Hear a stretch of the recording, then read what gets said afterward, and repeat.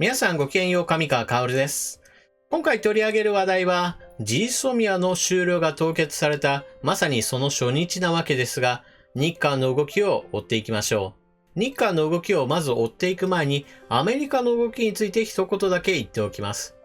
アメリカは今回、ムン・ジェイン大統領に対して非常に大きな圧力を加えました。その結果としてムン・ジェイン大統領が折れたというのが私の見方です。そのため、アメリカの反応というものは非常に簡単でした。ムン・ジェイン大統領が折れてくれて、GSOMIAを終了することについて凍結してくれて、ああ、よかったというような非常に簡単なメッセージです。ムン・ジェイン大統領が意のままに動いてくれたというので、少なくとも現状においてはアメリカは満足しています。ただし、アメリカの満足というのはこのままでは終わりません。在韓米軍の駐留費用の交渉というものは現在進んでいる途中であって、まだ締結はされていません。ムン・ジェイン大統領が一度自分のメンツを潰されたから、今後もアメリカに従うとは限りません。一度は従ったが、次の話題については、また何としてでもアメリカの要求を断ろうとするかもしれません。ムン・ジェイン大統領がアメリカの要求に1から10まで全て従うのか私は疑問に思っています。といった具合にアメリカの動きというものは非常に簡単なので今回はここまでにしましょう。それでは日韓の動きについて報道記事を見ていきましょう。それではニュースをどうぞ。無能外交、未熟な対応、GSOMIA破棄撤回で批判。23日付の警告各紙は GSOMIA が維持されたことを破局は食い止めたと大きく報じた。東亜日報。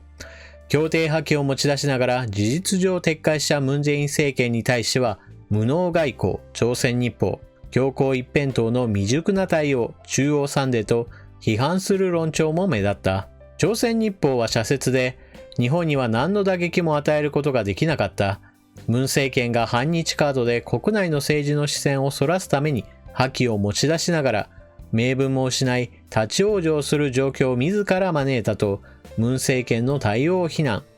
東亜日報は GSOMIA 終了カードが効果があったのか疑問だがカード自体が不必要な論議を呼び起こしたとアメリカの不信を買ったことに疑問を呈した。日本政府高官ほとんどパーフェクトゲーム。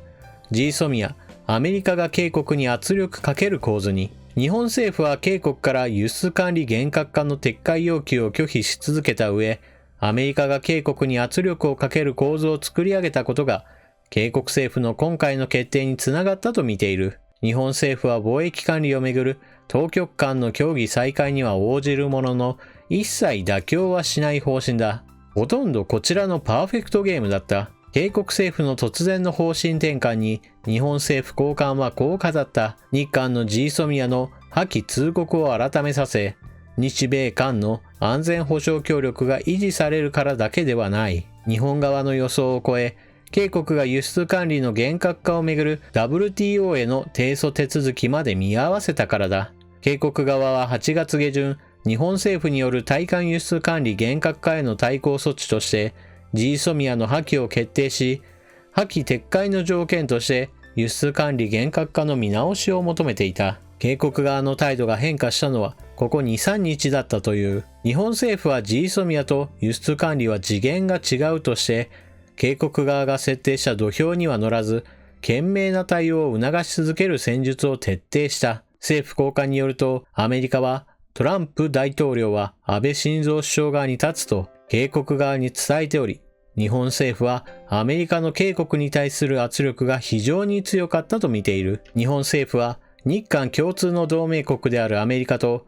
課題意識を共有してきた。外交・安保関係者の間では GSOMIA の破棄で最も影響を受けるのはアメリカだとの見方が強いからだ。外務省関係者は首相はトランプ氏に対しいかに警告の対応がおかしいかを繰り返し説明してきたと明かす。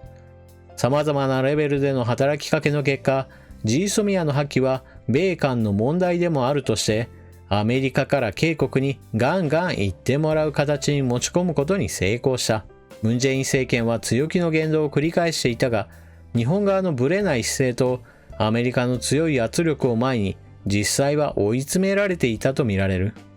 産経新聞ではパーフェクトゲームと表現したわけですが、必ずしもそうではないということについても触れていきましょう。アメリカ圧力で方針転換。日韓執行直前の折衝。警国のムン・ジェイン政権は23日午前0時にジーソミアの執行が迫る中、土壇場で終了通告の効力停止を決定し、関係が冷え込む日韓の信頼崩壊を何とか食い止めた形だ。日米韓の安全協力の象徴とされるジーソミアの執行を懸念した米国の圧力に屈し、方針を転換。ただ、元徴用工問題など日韓の懸案解決に向け双方が歩み寄れるかは不透明で、乗り越えるべきハードルは多い。元に戻っただけ。日本政府はほとんど譲っていない。アメリカから迫られ、警国が折れたのが実態だ。警国政府の発表を受け、日本政府高官の一人は勝ち誇ったように語った。日本政府はこの間、輸出規制の緩和に応じる姿勢を見せなかった。輸出規制を元徴用工問題を動かすてこと見ていたからだ。日本政府にとって元徴用工問題は日韓関係を根本から覆しかねない問題で、ジーソミア執行もやむを得ないと判断していた。ムン政権への不信感もあった。日韓両政府は2015年に慰安婦問題の最終解決で合意したが、ムン政権は18年11月、合意に基づく財団を解散すると一方的に発表。翌12月の自衛隊機での火器管制レーダー照射でも非を認めず、日本政府高官は革命政権だと突き放していた。妥協を探る動きが全くなかったわけではない。日本政府筋によると、警国側からなんとかムン大統領の顔を立ててほしいと伝えられ、外務省内では一時情報案が浮上した。しかし、輸出管理を担う経済産業省は強硬姿勢を崩さず、首相官邸も絶対に譲らないと一蹴したという。まず第一に、あちらの国においても、全部の報道機関がムン・ジェイン政権を支持しているわけではありません。そのために、ジーソミアを終了するという話になった時に、なんでこれを終了させてしまうのという報道機関も存在していました。中央日報などはその主力格で、ムン・ジェイン政権の行っている政策はおかしいという話を記事に起こしています。ただし、ムン・ジェイン政権に反対しているからといって、いわゆる親日な新聞というわけではありません。あくまでも外交政策としてこれは失敗ではないかという批判をしているだけで、朝鮮日報も反日的な記事はいくらでも書きます。この点は注意しておきましょう。そして日本側の記事なのですが、産経新聞の記事は少し言い過ぎというふうに私は思っています。いわゆるパーフェクトゲーム、つまり全てうまくいったという評価なわけですが、私は必ずしもそうは思っていません。確かに記事の中にあるように、今回の件で一番動いたのはアメリカでした。しかしアメリカがなぜ動いたかといえば、それはアメリカの国益を守るためです。中国やロシアに対する一つの駒として、まだあの国は手放すわけにはいかない。自分たちのコントロール下に置いておかなければならない。そのためには少々めんどくさいが、ムン・ジェイン大統領に圧力をかけようという具合にして、彼らはあくまでも自分たちの利益を守るために行動したに過ぎません。もちろん安倍総理がトランプ大統領と非常に仲が良くて、ムン・ジェイン大統領がいかに非論理的な行動をとっているのかということを話しやすい相手であったのは間違いないでしょう。しかしトランプ大統領が動いたのは別に安倍総理に頼まれたからではなく、アメリカの国益を最大化するための行動です。安倍総理の助言というのはあくまでも参考情報として役に立ったというだけに過ぎないでしょう。また、パーフェクトゲームではないその要素とは何かと言われれば、それは今回のジーソミアの終了についてあくまでも凍結しているだけに過ぎないということです。パーフェクトゲームであるとするならば、ムン・ジェイン政権はジーソミアについてはもう安保上の問題であり、貿易管理とは全く関係ありませんでした。私が間違っていましたとまで言わせるぐらいのことが必要だったでしょう。もちろん外交上においてパーフェクトゲームなどというものは存在しません。ムン・ジェイン大統領が自分のやったことが悪かったですなどと謝罪する場面はおそらく一生来ないでしょう。ムン・ジェイン大統領は自分の非を認めない大統領であることは明らかです。そして最後の記事において、これがパーフェクトゲームではなかったということがわかることが書いてあります。それはムン・ジェイン大統領の顔を立てるために情報案というものが考えられていたというふうに明かされていることです。この情報案の中身が一体どのようなものであったのかというのは現在のところ分かってはいませんが、外務省が主体的に考えていたということからしてかなり信憑性は高いでしょう。対立が続くよりも、いっそ日本側の方が折れた方が話がうまくまとまるのになという具合にして、その場しのぎの考えをしようとする人間がいても全く不思議ではありません。なぜ私がこのように言うかといえば、それは過去の外務省の行動というものがそうだったからです。特に日韓関係におけるこの外務省の活動というものは、ハテナマークがつくような出来事がたくさんありました。ですから今回のような記事が出ると、外務省はやっぱり危険なところだなというふうに認識を改めざるを得ません。一方で外務省のこのような動きに対して、官邸やそして経済産業省が明確にノーを突きつけたというのは一つの朗報でもあります。日韓の間で長い間外交戦が続くと外務省は残念ながら一番最初に疲労してしまうところです。だからこそこういった情報案というものを一番最初に考えてしまうのでしょう。外務省のこのような不穏な動きが今後何か悪さをしないか私は心配でなりません。そしてこのような外交疲れというものに便乗して日本国内であちらの国に利するような動きというものが起こっているのも非常に気がかりです。私はこれまで何度か日韓議連のことについて取り上げてきました。それは日本の国内においてあちらの国に協力するような動きをする国会議員がいるからです。安倍政権がせっかく主張を曲げずにずっといるのにもかかわらず、一方で相手国の言うことをそのまま飲み込んだような発言を次々として安倍政権を動かそうとしている。しかもそれが野党ではなく自民党の中にいるというのが非常に気がかりなのです。残念ながら日本人の中には争いが長期化することそれ自体を嫌う傾向があります。しかし何が正しいか何が間違っているのかという観点で言えば、たとえ争いが長期化しようとしても、それでもしっかりと守らなければならないものがあると私は考えています。さて最後に記事の中では触れていなかったあちらの国の政府与党や野党についての話も少ししておきましょう。今回の GSOMIA 終了が凍結するという話になった後、政府与党も野党も共に勝利宣言を行いました。まず最初に政府与党は一体なぜ勝利宣言をしたかといえば、これまで日本との間の会談などが行われてきませんでした。しかし今回 GSOMIA の終了について凍結する、また貿易管理問題においても WTO への提訴を取り下げるといった動きをしたことで、日本側が協議に乗ってきた。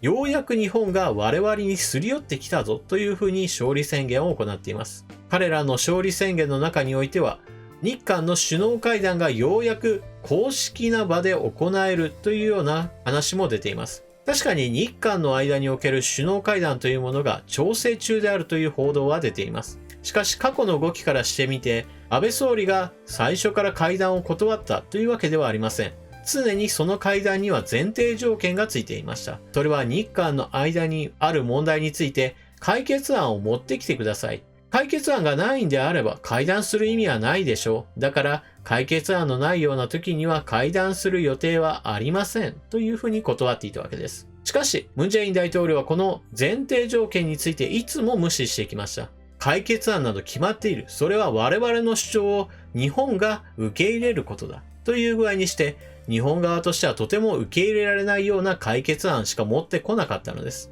その一例として言えるのは、河野防衛大臣が外務大臣であった時に、何度断っても日本企業がお金を出せばいいんだというような、そのような解決案を何度となく持ってきました。河野外相はその度に、いや、その件については断っているじゃないかという話を繰り返ししていました。今現在に至るまでそのように日本側が受け入れられない案しか持ってきていないのが現実です。ですから今後予定されている日韓首脳会談において果たしてムン・ジェイン大統領が日本側が受け入れられる解決案を持ってくるのかというのはかなりの疑問です。そして政府与党が日韓首脳会談ができるのだから我々の勝利だと言っている一方で、野党がなぜ勝利宣言をしているかといえば、彼ら自身はGSOMIAは延長すべきだという話をしていたからです。今回のように終了が凍結されたことで我々の主張が通ったんだ、我々が勝利したんだというわけです。このようにしてあちらの国においては与党も野党も勝利宣言をするという非常に不可思議な状況になっています。どちらの勢力も国際情勢などについてはほとんど考えず、国内の政治ばかり見ているために、このようなトンチンカンな発言はどうしても出てくるのでしょう。それでは日韓双方の動きを見てきました。最後にまとめをしましょう。現在のところ日本政府は一切主張が揺らいでいません。一方で、ムン・ジェイン大統領はアメリカの圧力に屈する形で交渉せざるを得ない状況になりました。何としてでも日本政府に譲歩させようとしてきたムン・ジェイン大統領ですが、その企みというのは完全に失敗したわけです。そのためにムン・ジェイン大統領は国内政治において必ずそのしっぺ返しを受けるでしょ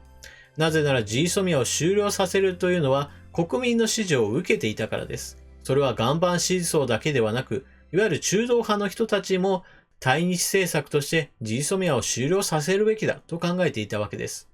ところが日本が譲歩しないうちに、ムン・ジェイン大統領の側から終了については凍結するというのですから、これはどうしても非難を受けることは免れません。一方で、パーフェクトゲームと称していた日本側の動きも一つ気がかりなことがあります。外交戦に疲れて外務省が早くも値を上げ始めていることや、日韓議連のような相手国の主張を丸々飲み込んで日本側の政府を動かそうとしている人たちが日本国内にいることです。ここから先は日韓首脳会談も予定されている状況ですので、本当の意味でムン・ジェイン大統領と安倍晋三首相のそれぞれの政治力が試される段階になってきました。安倍総理にはくれぐれもムン・ジェイン大統領の口車には乗らないようにしてほしいと思っています。皆さんはこのニュースについてどのような考えをお持ちでしょうか。ぜひともコメントを書き込んでいってください。それでは動画を最後までご視聴いただきありがとうございました。チャンネル登録していない方はぜひともチャンネル登録していってください。動画を見終わったら評価のボタンのクリックもぜひともよろしくお願いします。それでは次の動画でまたお目にかかりましょう。またね。